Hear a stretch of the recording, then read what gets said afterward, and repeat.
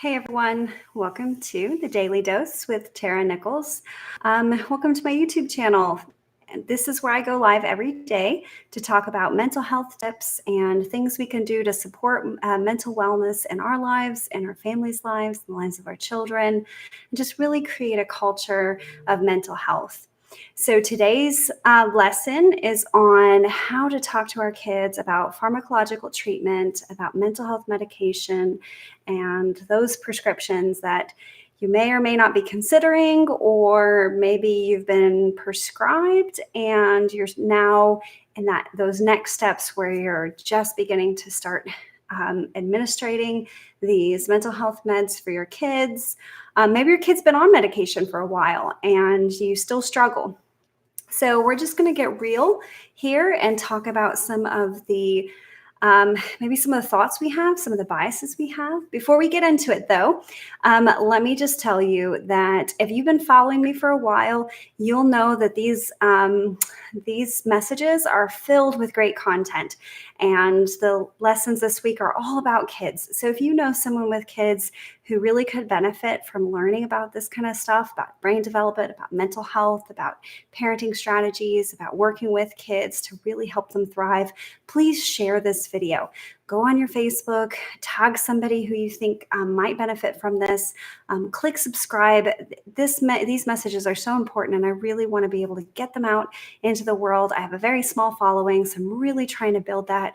So if you could help me out, go on here, share the video with at least one person that you know that could really learn and benefit and grow from this. So, all right, well, let's get into this. So if you are at a place where your child has been diagnosed, okay, and you have a diagnosis, you may or may not know a lot about your diagnosis. You may still have some reservations about it. Maybe you feel like, I knew there was something going on all this time, and maybe there's a sense of relief. But I want you to take a moment and kind of stop and reflect on where you're at in the process of your child's mental health care plan. Okay? So just take a minute and say, Tara, I'm at this place where I have struggled for so long, and having a diagnosis was just incredible. Or maybe you are still battling with the idea that your child has a disorder or maybe a challenge in their personality or their brain development.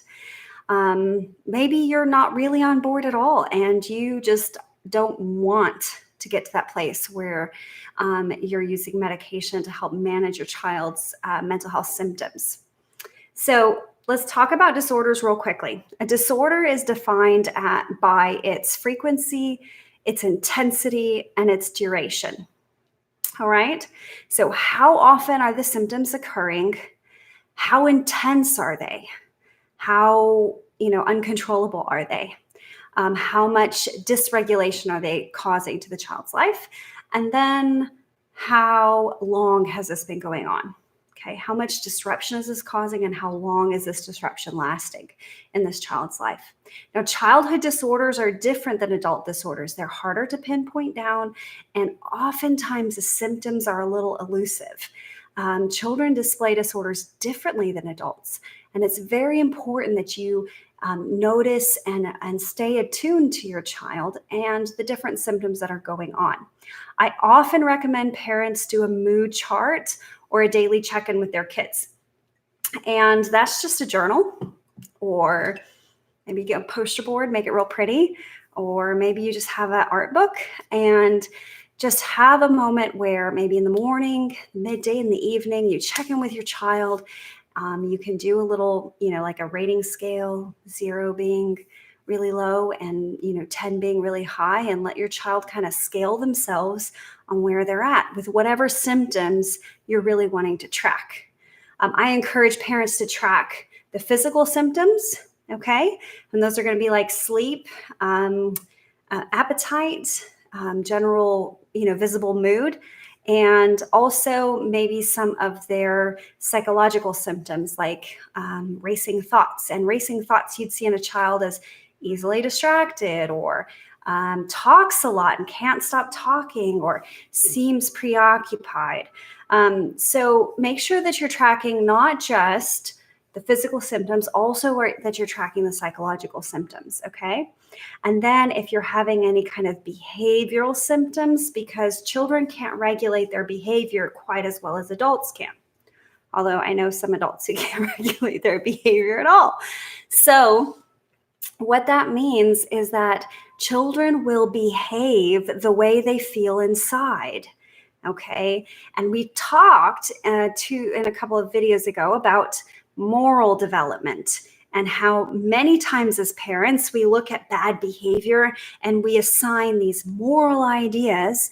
They're bad, they're evil, they're making my life miserable, they did it on purpose. We assign these really big moral ideas and we seek to punish kids for bad behavior. But the reality is that oftentimes children's behavior is a direct result of something going on inside themselves that's outside of their control. So what that means for you is that you've got to be really self-aware of what your thoughts are, what your feelings are, and your mindset when you're going in and kind of working with your child and you're struggling with all these symptoms. All right, so do that checklist. Help yourself kind of pinpoint down some of the things that your child's really struggling with. And then that way you're not responding or overreacting to behavioral symptoms when you could just be treating the physical symptoms that are creating this, okay? All right, so taking a mood chart, getting those check-ins done, really kind of monitoring, looking for frequency, intensity, and duration. All right. Now, I want you to stop and think about what biases you have towards your child and towards their mental health. All right. Your brain naturally produces certain hormones, certain chemicals in the brain, and sometimes the brain can be compromised. It can be compromised by diet, by nutrition, by physical illness. It can be compromised simply by genetics. Just like your heart can be predisposed to heart conditions, or your kidneys, or any other part of your body, your brain can be predisposed to certain neurological pathway connections that create disorder-like patterns, okay? So consider the genetic process as well. You may just be dealing with some transitions. Maybe there's trauma. That's a big question that I often have parents stop and really do some good reflection on. Is there any trauma in your child's life? And that can be really big trauma, like car accidents, death, loss, abuse, long-term separations, divorce. That can even be small traumas, like maybe certain illnesses that have created, like asthma, can create a lot of anxiety and trauma in a child's life. I mean, if I walked around every day being afraid that I might not breathe from one minute to another, that would create a lot of anxiety and stress. Asthma is a really big, kind of creator of, some psychological stressors that create symptoms of disorders like anxiety. So really consider the whole picture of your child that you're working with when making the decision of what is it you're going to do with their medication management. All right. Check your biases. Make sure that you're not coming from this from a shame perspective of I'm a bad parent because now I'm having to medicate my child, or I failed, or any of those kind of concepts. One of the things I really challenge parents to do is to watch their words when they're referring to their child's disorders, frequencies, intensities, durations of their behaviors. Watch the words that they say when they're, dealing with those stressful moments with their child. Make sure that you have kind of a growth mindset of, we've really struggled, but now we're on a plan, right? Now we're working together to create some opportunity for you to change, to grow, to be able to better manage some of your symptoms. Make sure that when you talk about your child's mental health, that you're talking about a symptomology and not the person, okay? Make sure that you're not labeling your child as dysfunctional, but the symptomology of what they're dealing with creates dysfunctional patterns. It's a different way of addressing this with your child. If you're always saying things that are condescending or maybe even negative in tone, maybe you don't mean to be condescending, but you're just always irritable and stressed out when dealing with your child around their symptoms, they're going to internalize that and they're going to feel like they're the problem. All right. And the medication is because you don't want to deal with them. And that's one of the worst feelings for a child to feel when going through these symptoms that they are out of control with, that they can't manage and they can't handle. And now you're adding to that shame, and now you can't handle them. So make sure you're very careful with your attitudes, your biases, and the conversations you're having. All right. So one of the things that I often encourage parents to do before they get to the place of medication is to make sure that they're on a good structured routine of wellness. Okay. And so setting up a good routine pattern of a morning schedule, a morning routine for success, an evening routine, a homework routine, a bedtime routine, that you've set up some structure to your child's transitions, because oftentimes that's where a disorder most impacts a child's life, and that's during those transitional moments. Waking up to going to school is a transition, coming home from school, going into homework is a transition, homework to play to dinner to bedtime, and then start it all over again. That during those transitions that you're setting up some really good routine patterns to help the child self-regulate some of the symptoms that they would experience during the stress of transitions. And yes, going from a fun activity to another fun activity can be stressful for a child. All right. If they're into the computer and they're playing a game and they've got an idea of the next 5 steps they're going to do into the game, and you walk in and say, it's been 2 hours, it's time to turn it off, and you unplug the game, you have just interrupted 5 thoughts ahead for them. And they were so in depth in that they didn't have time to emotionally pack all those in, reset their expectations, and move on to the next.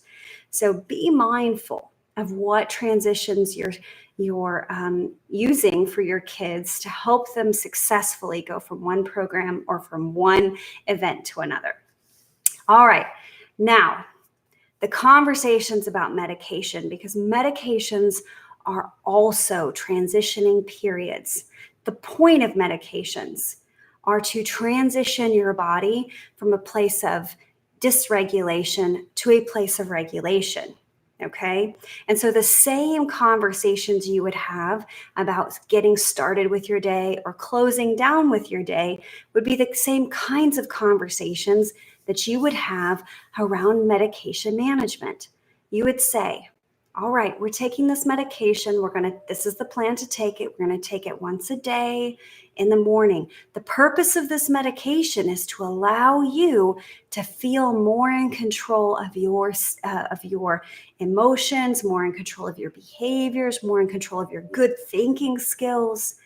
All right. I want you to let me know how it helps you. And let's see if this is something that we can do every day to help you be a little bit more successful and struggle a little bit less. Some people take medications so that their brain can get through this rough part of their life a little bit easier. And there's nothing wrong with that. Okay. Talking about a child's brain as needing a little bit of extra help in order to get through difficult periods of life to learn, to help the child learn new coping strategies, to help the child learn self-regulation. Those are good, positive conversations to have around medication management. And it reduces the child's understanding that they're the problem, and it minimizes their shame. It's not a shameful thing to take medication. If you're sick, you take medication. If you have a thyroid disorder, you take medication. If you have, blood pressure problems, you take medication. Till your body gets healthy enough to not need it. That's what you're going to have to do until you get your symptoms under control. Same thing with the brain. Okay? So supporting your child to make those transitions is so important. The conversations are important, the mindset is important, and watching our own biases is important. Keep that chart going, even while the medication is going. Allow the child to really see their progress. Sometimes children can get very frustrated and they feel like the moment that they're taking this medicine, it's not helping. But if you had that chart and you could look back and say, well, 3 weeks ago, you were having a bad day every day. Remember your mood? You were having all these problems. And look now, you still have them some days, but not nearly as much. And you can help a child see their own progress and really feel empowered. Make sure you're staying encouraging and positive and rewarding. Again, children are dealing a lot with trying to develop intrinsic motivation through positive reward and learning that it's good for them to learn how to manage themselves. All right, guys, you guys are amazing. If you have a child who's really struggling and you are doing all these things, you are watching your conversations, you're supporting your child's wellness, you're even learning about this stuff so that you can try to help your child better, you're an amazing parent. So allow yourself to really feel that success. There's absolutely no shame in supporting your child learning how to manage their own symptoms and manage their own regulation through medication. There's no shame in that. So if that's the plan your child is on and that's what you're doing an amazing job. Keep your conversations positive and keep a growth mindset. I know you're going to be successful. All right, I hope you enjoyed this live video. Like I said, please, if you know someone who needs this information, please comment, share below. Just tag them in this and let's get this word out here. If you have any other information that you would like me to expound upon, if you have any questions you'd like me to answer, feel free to reach out to me. You can find me on Instagram, Facebook, LinkedIn. You can also, I have a book out on Amazon for women. So if you are wanting to really do a lot of digging within yourself and self-authoring and really looking inside yourself, go find me on Amazon, Tara E. Nichols, and order my book today because it will really help challenge you to grow even further. So I hope this was helpful, and I will see you tomorrow. Thanks so much. Bye.